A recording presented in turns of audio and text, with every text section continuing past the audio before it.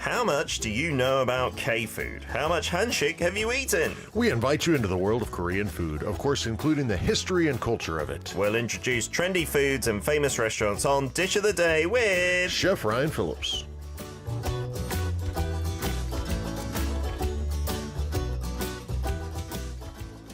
It is a Tuesday. That is Chef Ryan's regular day. We sometimes shift him around, but he's here today looking very green and Brazilian because you guys beat Japan in the early hours. That's right, 2 a.m. Well done. It was a bit touch and go because Japan scored the first goal and they've been really good. Not just this tournament, for a little while. Yeah. Did you catch any highlights of the match? Yeah. And it was actually my team's Martinelli that scored the winning goal at the end, Gabriel Martinelli. Wow. So you can thank him. Yeah, I saw that clip.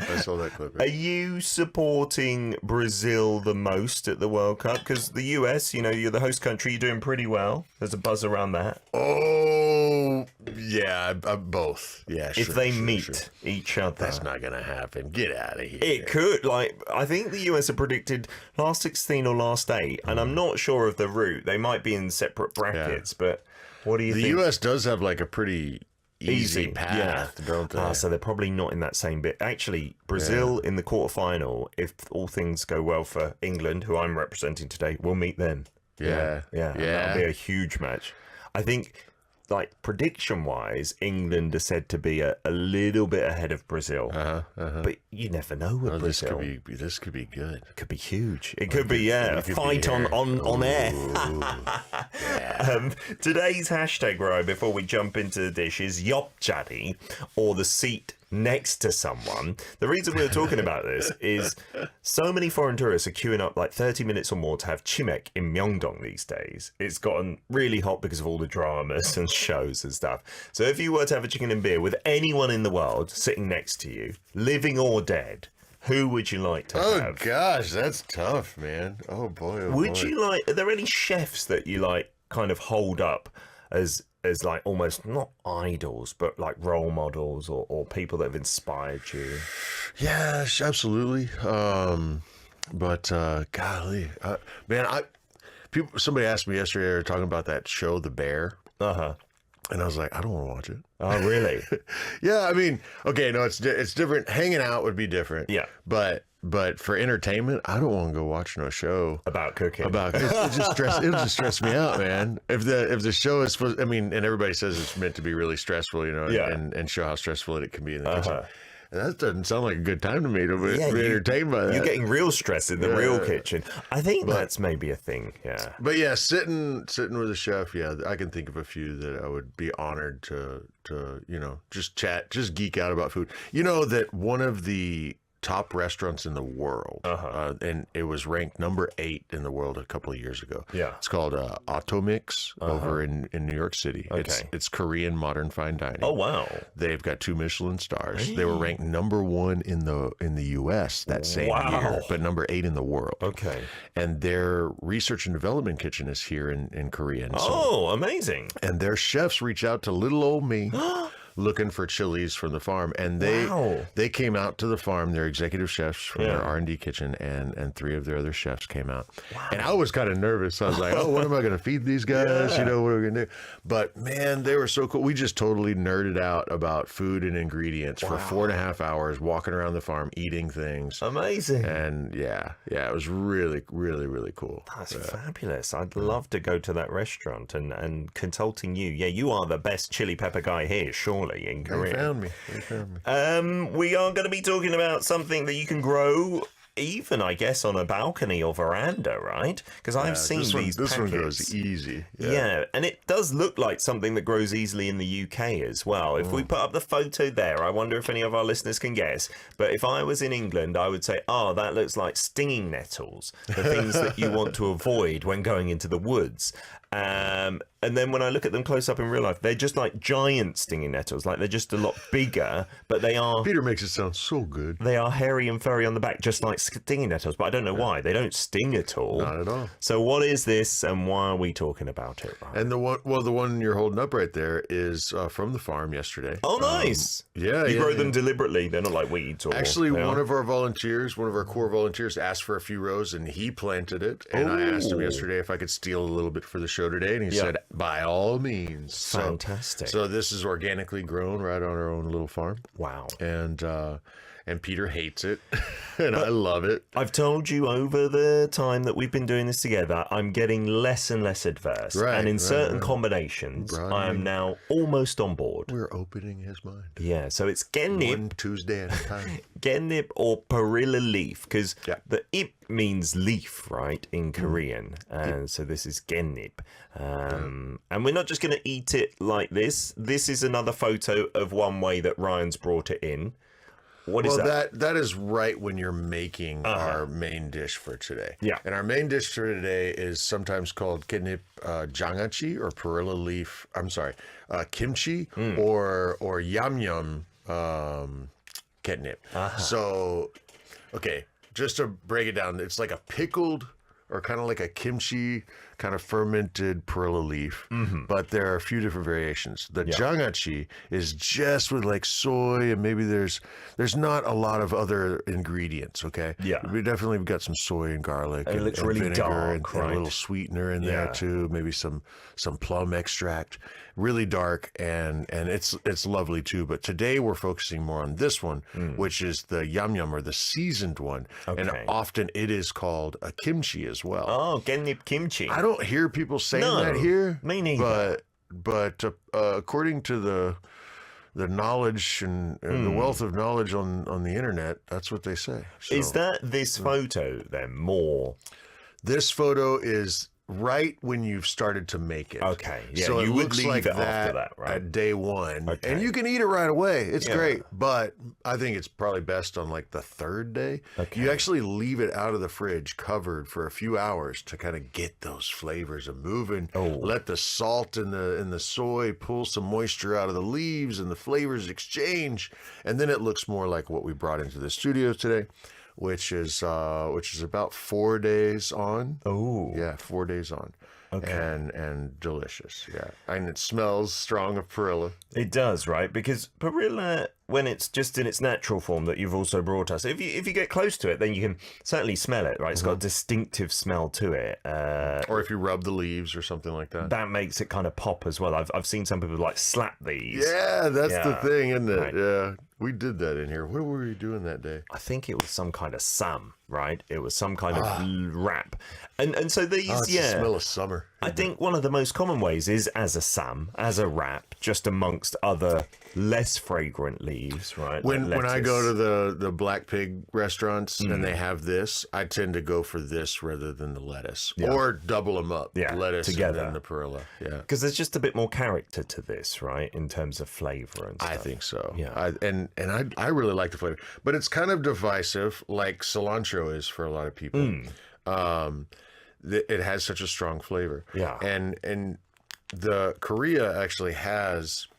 We've talked about it on the show before, but like I'm thinking of mulhue, you know, the raw fish that's in a cold broth, seasoned, and the perilla will be like the chiffonade that gets mixed into that, right? Yeah, and that reminds me so much of a ceviche. In Mexico, what's put in there? Using cilantro instead. Really? And it reminds me, someone just shared a reel with me. Yeah. That, all this stuff about the love affair between Mexico and Korea, right? Yeah. Due to the World Cup and whatnot. Well, somebody had made a naengmyeon, aguachile naengmyeon.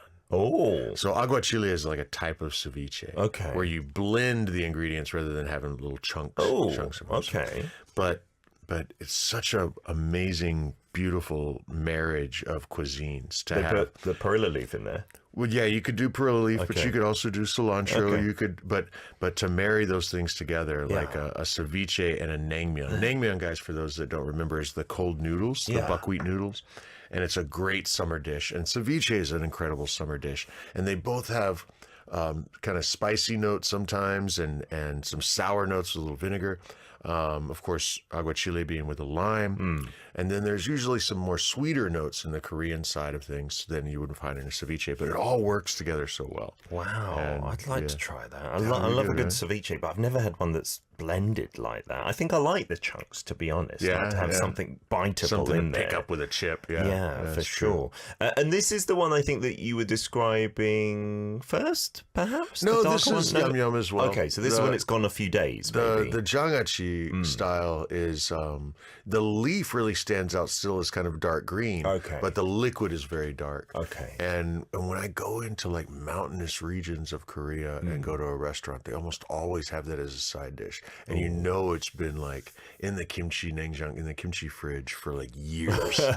And it's got an amazing flavor. I think one of the tricks they use to make that amazing flavor on those is rather than just use water with the soy sauce to dilute it, they'll use a dashima yuksu, a kelp broth. And it literally can keep for years. right? Absolutely, Like, yeah. And it's still good Especially to go. the jangachi. Now, this one, depending on what other ingredients you have with it, some of the scallions, onions, garlic, they might get really fermented sour. Yeah. And change this, and it could water out more. But the jangachi one, the pickled one, easily to keep submerged in the pickling brine or the soy brine for a long, long time. So this one that we're showing you on screen is much darker than the one we're going to try, which is a homemade one, right? Actually, no. Panchankage Okay. next door. But you make it themselves, Man, right? I've been Yeah. working so hard on the farm. course. I actually called my kitchen neighbor from the farm yesterday because they closed at 8:00, and I was still out. Oh, man. And I was like, "Oh, do you have any yum yum?" And he's like, "Yes." I was like, nice. "Oh, can you please take it over and put it in my fridge for me?" And he was so nice. I get to my kitchen that night, and there it is. And I just sent him a big thank you message. Oh, that's lovely. Yeah. So we're going to eat this in part 2. We'll show you what we've got in the studio as well. We'll try and describe it. It's really hard to describe the flavour of 깻잎, I'm thinking now. But we'll be back after Can't Be Blues, bitter but sweet. Don't forget, we want your what's in your fridge ingredients as well. I see Suyeon has put them up on the stream. Everybody else, write in now. And it's time for part 2. Dish of the day. Chef Ryan is in the studio, and we've got perilla leaves or 깻잎 as the ingredient, but the main dish we're going to be talking about is Yangnyeom Kkaennipji, which is that marinated in a sauce. It's not cooked in any way, shape, or form, right? Right, not cooked at all. No, I think it's best on like the third day. So you're brushing. I'll give you a full recipe, but you're brushing it with a yum, the seasoned marinade, which is a soy base. I like to use a little fish sauce in there, not just the soy, and I like to use the kelp broth instead of just diluting that with water. Okay. You got to bring that salt level up. If you just had soy and fish sauce, it'd be way too salty, right? This does have a pretty high salt level, though. Okay. Sometimes this is called the rice thief as well. Yeah, like the babdoduk. Right, because you just want to eat more and more rice when you have it. So if we show you guys the tray in the studio now, here at the top is just the plain old 깻잎 that is organic from your farm. That's right. Yeah. Picked very recently and just still nice and yesterday fresh. evening. And then this is what we're going to be eating as well, the yangnyeom. Is this how much sauce was in the tub, or did you just take that out? No, there was more. I took Okay. it out of the tub. So it is a challenge always to grab these at the restaurant. Often they're so stuck This together. is something where people in the restaurant with you will kind of help you. Somebody else with their chopsticks will hold one down. And that's the controversy between boyfriends and girlfriends. If you are with the member of the opposite sex, should you hold it down for them? Because it's seen as almost a bit of flirting. Oh, is it? Yeah, so there was a big thing about that. That's the 깻잎 nonjang. And you can see, like, in between many of them, there are these ingredients. So this must be pretty time intensive. Right, but it's only about like every second or third Okay. leaf that you put that much of the ingredients. Yeah. I can see there's sesame seeds in this Can one. you show that to the camera? Because that's the perfect... This is it. You're wrapping the rice in there, right? Right. This one's a little different. Most of the recipes I've seen didn't have sesame seeds. like this. Okay. Well, But give it my a try punch for on- us. Yeah. Okay. I'm going to try a bit of the leaf. And here you can see on the back, it is a bit hairy and furry. And usually, again, you're not eating this by itself. It's with something. So let me tear off a bit and try it as well. Oh boy. Oh, wow. Wow, this really is organic and fresh. Oh man, that's so much flavor compared to the ones you get like in the not vacuum pack, but in the vinyl. I don't think they're organic at all. There's a lot of different flavors. The ones in the store might look prettier, but they don't have as much flavor. This has hints of like aniseed in it as well, for sure. Wow, So strong. that is way stronger than regular Kkaennip you get. Oh my goodness. This is almost like a palate cleanser. Like if you had something and then this. It's in the mint family, you know. Yeah. It's really powerful. There is a bit of mint there. So I was saying to Ryan, it's really hard to describe the flavor of this. And he was like, you don't eat enough of it. And yeah, that is true. But also it's so unique, right? How would you describe this? Well, if you're familiar with like lemon balm, it's akin to that, you know. It's quite but fragrant not as the well. lemony this. side of it. But, Yeah. Because look, I even asked AI and they said it's incredibly difficult to describe because the profile of flavors is distinct, complex and pungent. It definitely has that aroma. It says herbaceous and minty. Yeah, definitely bright, right? Right, and the really strongest ones, they're almost numb your tongue, don't they? This, is almost like that's what aniseed can do as well. I remember from those aniseed balls when I was young. And then This could almost, it really could almost be a toothpaste. yeah, flavor, right? yeah, like a bit of licorice as well. Yeah. Like a hint of that. And then a bit earthy. I'm guessing because this is organic, even more so. And then man. kind That is of really peppery, right? And then almost spicy at the end. Yeah, these are amazing. That's smokes. another level. How about the Yangnyeom? Because I haven't tried it yet, and I don't think I've ever eaten one of these in my entire life. Never, ever. So how would you describe that? Well, you can take one that doesn't have so many ingredients on it, or go for one that does. Okay, this one doesn't have as many. So they, my Panchan Kage Korean side dish store neighbors to my kitchen there, they're from Jeollanam-do. And so there's definitely fish sauce in this one. Oh, okay. Right? A nice ekjot, a nice fermented fish sauce. Yes, like a little kimbap. With the soy. Go for it, man. I think you're going to enjoy it, actually. Yeah. Oh, wow. Look at there. Looky there. First time for everything. As you chew through it, the flavor of the Kkaennip starts to come out a bit, pop through. But initially, it's just the Yangnyeom sauce, which is lovely. You know, I love Yangnyeom, and it's very similar in many instances in Korea. Wow. The power of the Kkaennip is certainly toned down because of the other things. Got garlic, fish sauce, soy sauce, sesame seeds, gochujang, red chili flakes. The sweetness is meishil-jung, is the meishil syrup. Right? Okay, yeah, the plum. And plum probably extract. a little bit of mulyot too. You know, The shiny, shiny. sugariness. Rice syrup. Wow. But at the end of that as well, you kind of get the mintiness and the fragrance of it. So it's not like the Kkaennip is there for no reason. It's definitely adding something. If we made this with these, though, it would. Yes. I don't know if you'd like it as much. I think it would be much stronger, wouldn't it? But that Yangnyeom Kkaennip, I'd say if you don't like Kkaennip initially, and I saw one of our Indonesian listeners, Siska, saying that she's not into this leaf, this is actually the gateway to this, not the other way round, I think, because this kind of tones it down and it's got other flavors that you're more familiar with if you like Korean cuisine. I'd certainly start with that. That's not bad at all. And if you like kimbap, you know, just literally seaweed and rice, you know, that's like baby kimbap, it's not got any other ingredients, then this is not a million miles away. Like, it's just got a few more this and that. And the rice, obviously, helps tone everything down. Sure. Oh, wow. Yeah. And what about like the chamchi kimbap, the tuna kimbap with the perilla leaf in there, Peter? I always used to say, 깻잎 빼고 주세요. Really? So take out the perilla leaf and give it to, because it was too much. Because when you Even in there. first taste it, just like the first time you had cilantro, that was a good comparison. It just kind of shocks you. It's like, what? And then all you can taste is that if you've not tasted it before. And I just was like, no. And so if they didn't take it out, I'd have to pick it out of every piece and it would just fall apart. But now it's not bad at all. And I like it as a sam as well.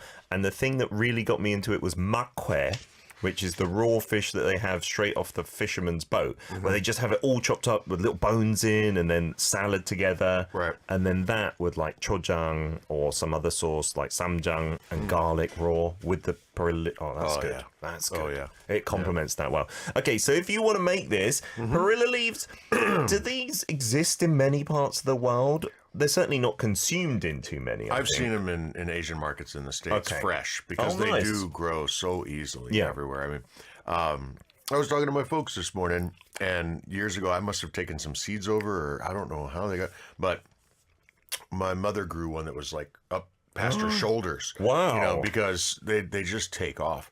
And then once you've grown it in a place, they will seed and fall, and you don't really have to replant them. They'll just come back. It is an annual. It's not going to survive a winter, but it'll just come back and come back and come back again. And can you like harvest it throughout all the other months apart from winter? Is it always kind of there? Yeah, I think now like May and June is when it's growing, and then late June, July, August, September, October you can harvest, and then it's about done. Okay, but this is one of the things you will find pretty much all year round in the supermarkets. Big time. And then there's another thing you get from this lovely plant, and that's the dulgiram. Ah, yes, of course. Because the seeds, this is often misnamed as sesame leaf. It's not. No. It's a dulce. It's a wild perilla or perilla leaf, right? Yeah. And then perilla seeds are dulce, and that is made into a toasted oil here that's a lot like the toasted sesame oil. Yeah, but a different flavor. A little profile, deeper, a little, and I love it. And the farmer next to our farm, that's what he does. He grows his own, and then he makes it into oil and sells the oil. Yeah, so that's quite valuable, just like a good sesame oil. And also the tukekaru, which is the seeds just mashed up. You can have that in certain soups, and I've seen it with like sujebis as well. Oh, yeah, pyeohaejanguk on the beef, on the spine. Hangover soup, pork backbone, hangover soup. That usually has it sprinkled on top, and then you mix it in together, totally, right? and add all the Korean blood sausage. Yeah, but let's just call it sundae. Those restaurants usually have it on the table as well. Yeah, lovely ingredient. You go too far with it, like in a chuotang in the loach soup. If you go too far with it, it can be overpowering. Yeah, but for sure. Get it just right. That's it really adds to the pyeohaejanguk. I've totally forgotten it was in there, but you'll see it because it looks almost like peppery in there and stuff. Right. But it really adds to it. Yeah, if you're eating here and there's a bowl of powder that looks like black pepper, try it first before you do it. Yeah. It might not be. Okay, so to make this, you take the leaves out of the packet, wash them or whatever. Yeah, so let's say you had about 50 leaves or something like that. That would just make a small container of this because they stack in so tightly. Then you might just have one scallion, one red chili pepper, maybe a green chili pepper in there. You don't have to use the seeds if you don't want it too spicy. Maybe 2 tablespoons of gochugaru or red chili flakes. 1 tablespoon of the fish sauce, the myeoljeonjeot, right? That's where you're going to get some nice depth of flavor. Yeah. 1 tablespoon of soy sauce, 2 teaspoons of minced garlic, and you got to really mash that up so it can spread out. I would use a plum extract instead of just sugar, but you could also use honey or a teaspoon or 2 of sugar. And then, if you want, you could use the sesame seeds like we see here. And rather than thin it all out with water, that's the easy way, see if you could do a kelp broth. Oh, nice. Just to add a little bit more complexity in the background. Wow, like have it cooled down. Sure, you don't want to be cooking these. Right. Yeah. But they really maintain their texture because they're a more sturdy leaf than some lettuces and stuff like that. So they're not like decomposing. I guess if you left it long enough, it might start to fall apart. It takes a long time with perilla leaves, though, because I really have been down in some of my favorite camping areas, and the restaurants out there, like way down south on the east near Ulchin. And man, they've got some really great 깻잎지를, the pickled one that you can keep for a very, very long time. Yeah, and it's submerged in the brine. And still, they're not falling apart when you go grab them. Wow. So the nutritional benefits of perilla, obviously as a leafy green, they're great, but they've got twice the iron of spinach, apparently. Wow. So that's great for preventing anemia, supporting the health of growing children, pregnant women, rich in vitamins A and C, promoting skin health and boosting immunity. And they they are packed with powerful antioxidants as well. Fantastic. I love those. So you mix up your sauce, your yum. Yeah. And then you've already washed your leaves. Yeah. And then put a little bit, just like maybe a half a tablespoon on a leaf, and then stack a couple of leaves. Okay. And then do it again. Yeah. And stack a couple of leaves and do it again. So that photo was kind of showing that process, right? It's not like kimchi where you're putting it in between every single layer. It's just put one, a couple of leaves, and then another tablespoon or so, and then you've got this after a couple of days. Well, I would cover it and then leave it outside the fridge for a few hours. Let all that start to happen, then put it in the fridge. Yeah. And the next day it's great, but this one's after about 4 days. And up to 3 weeks, this one is still really good. Wow. The jangachi submerged in liquid, that can go longer. Yeah, and these, I think the Yangnyeom, but certainly the jangachi, you can often find in tins as well, tin cans. Right, I take those to the States sometimes as little gifts. Yeah, because those last for ages because they've been sealed in a can, and many Koreans would maybe take them on holiday with them or give them to relatives when Asian marts weren't as well stocked as they are today. Part 3, we're going to do what's in your fridge, so if you haven't done so but you want to, let us know your ingredients, and Chef Ryan will come up with some interesting ideas, maybe something fusion as well, after this one from Bernard Park. Right, today with Ryan in the studio, we obviously want to scratch any itch you have for Korean knowledge, and CT, who is down in Australia but originally from Korea, says, out of curiosity, I want to know, when expats meet in South Korea, do you guys shake hands or bow these days?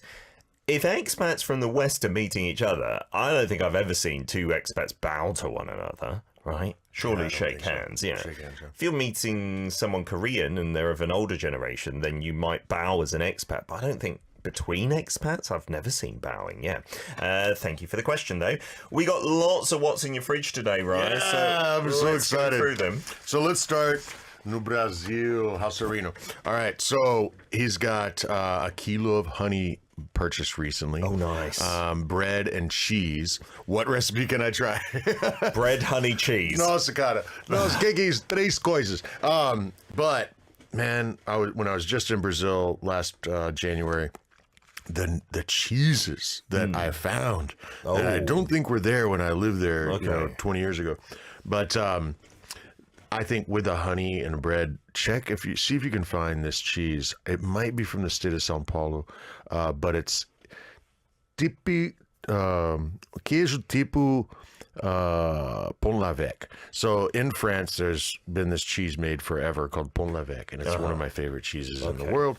And in Brazil, they're making one that's in that style. Ooh. And I found it there. It wasn't real cheap. It was kind of pricey, but it was so good. And actually, most of my family, when I took it back to the States, they thought it was too smelly. They weren't into it. Peter, quite an aged cheese. It's a funky one, but Pont l'Evêque is too. No, you're not into. See, blue cheese was my first thought, because when I think of honey, blue cheese is just so good. It's kind of like a noble rot wine with blue cheese. Just amazing. Oh, we do it with gorgonzola pizza here. Honey, there you go. Right? Honey and gorgonzola pizza. Yeah. But I wanted to bring up that Pont l'Evêque, because search that out, try it out, give it a shot, because now you've got it in Brazil. Wow. It's only been made there for a short time. And it's ironically, with the new trade agreement, they might be sending it to Europe soon. Who knows? Wow. We'll see. Like a reverse. Mas muito obrigado, Halserino. This is great. Thank you, man. Okay. All right. Now this one, okay, this is cool. All right. So from Paksuyon, we have frozen mixed seafood, frozen dumplings, frozen beef, lots of things in the freezer. Tomatoes, cabbage, tofu, eggs, mushrooms, zucchini, bean sprouts, perilla leaves. Oh, nice. Greens, kimchi, etc. Let me put Peter on the spot. What would you make? And you got to use perilla leaf. With the perilla leaves, okay, give me that list of ingredients. I do love frozen mandu. Like, you can get some amazing ones, like we had yesterday, the xiaolong bao. But you're stalling. Come on. I would do, instead of the ginger like threads in the soy sauce, just have little threads of 깻잎 in there. That could kind of work, with your dumplings. Yeah, I like it. Look at this guy. I've been learning. This guy. I've been inspired. Well, you don't like perilla very much, but what do you think about that 깻잎 John? Oh, I don't think I've eaten one of those either. So because I've sometimes avoided sometimes these Perilla leaves are bigger than my hand. Okay, these are a little small relative to some of the huge ones, but you can fold them over. And I guess, do they fold them inward? Yeah. Usually it's folded inward, isn't it? Is it folded this way? Maybe it's folded this way. Yeah, maybe with the hairiness on the outside. So this is a jeon, which you guys may remember is kind of a pan-fried kind of thing, right? Often with egg, maybe with a batter, maybe no batter. But you could take... I mean, you could chop up the beef, you could do one that way, you could chop up the seafood, do one that way, but you definitely would do the mushrooms, the zucchini, saute mushroom zucchinis in a pan, okay, with a little bit of oil, season it up, maybe fry off a scramble, like, no, wait, hold on. Saute the mushrooms and onions first, then put them in a bowl, mash up your tofu, crack in an egg. Wow. Then add in minced beef or the minced seafood and slap it in between here. Oh, nice. And then do that in a little egg wash. Yeah. And pan fry it. Yeah. Okay. And then you need a little soy sauce on the side, maybe with Peter's chiffonade of Kkaennip in there to dip the jeon into. The soy sauce. Oh, that sounds good. I Sounds like it. nice, right? Kkaennip jeon is lovely because and it's kind of cool. You just fold them up. Is there usually anything in there in a Kkaennip jeon? That's what I was just describing. No, but usually there is something. Oh, yeah, like what you're yeah. saying. Oh, yeah, okay, usually it's pork, egg, onion, garlic, maybe mushrooms, that kind of thing. Minced pork. I think I've seen something where it's just the leaf, either deep fried or johnified or something. But John, no, it would be too light, wouldn't it, to work as a John by itself? I have seen that, like a tempura one. Yeah. More Japanese style with the shiso. Yeah. That we didn't mention yet, okay. but this has a cousin in Japan called shiso. It's different. Not exactly the same. It's a little bit different flavor, but similar. My wife also loves that. But the Kkaennip we've tried today, that is closer to shiso, actually. Like It's in terms strong, of the funkiness there. Oh, that's amazing. Another one? Yeah, well, this one takes me over to Sherry's. Okay, over in Ohio. So Sherry's asking for something to use for a 4th of July picnic, but Korean inspired. And something like that, the Kkaennip jeon could be a great little, because they're just kind of finger foods. Yeah, you know? you can eat them once they're cooled down as well, totally for a picnic. Absolutely. Right? Yeah. And that's how they're most commonly eaten here. They're not usually eaten straight out of the griddle, you know? No, even on the holidays, you like leaving them for a while. And the nice thing about it is, like, you could prepare all the ingredients that you're going to put inside. Now, traditionally, it would be minced pork that you're going to cook off a little bit, some tofu that you can just crumble into the cooked off minced pork. Yeah. Then fresh garlic. You might saute onions, though, zucchini, and then add that to the bowl, and then crack an egg in there, and you've got this mixture. And if you can find the Perilla leaves, you can slap it inside of each of them. And if you've got a big electric griddle or a big pan, you can do a whole bunch at once. Yeah. And enough for everybody to have one, you know, and something unique. It does, in the frying, it does calm down the pungency of the Perilla leaf. Yeah. So you won't be shocking anybody with that. Sherry says in Columbus can definitely get her hands on Perilla leaves. Give it a try. And yeah, that kind of thing for a big holiday, like it's associated, those jeons, with Chuseok, our Harvest Festival, Solo. That's a good point. Maybe do it together as the conveyor belt, like with the kids or something like that. Yeah, that's a great idea. And then you've got one last one. I'm going to make you do it from Siska. No, Siska said I didn't have to. Oh, really? She said I didn't have to. She gave me a pass today because it says you can skip my fridge, Ryan. Too poor this week because once again, as always, what 3 ingredients? Chili, milk, eggs. always. But today we also have oranges, pears, strawberries, jam, and macaroni. Oh, could you incorporate macaroni? Then you'd have to do like the milk and eggs, maybe. But with the fruits, maybe. What's a Korean? I would say, just to make it Korean, do the milk and cider, what we call cider, but it's lemonade or 7-Up. You know, and then just do the hwachae kind of thing. That hwachae, guys. If you're not familiar with hwachae, you got to try it out. We did an episode of it with ARIRANG TV last year, and hollowed out a watermelon. And did a watermelon hwachae, so you could melon baller. And it seems weird at first, but when you try it, you're like, oh, no, totally that works. Milk, and I used a little bit of heavy cream just to fatten it up. Wow. And then, some kind of like a lemon lime soda kind of thing. And in the summertime. The fruit all in there. So good, Even some mint. We threw some fresh mint in there. Oh, that would make it even better. A little bit like a mojito. Ryan, thank you so much for coming in. That sounds delicious. And thanks for all the what's in your fridge. It's fun today. Keep them coming for next week as well. You can send them in advance and we'll save them up for Ryan. Have a wonderful week and don't work too hard on the farm. It's getting pretty hot now, right? All right. I got help.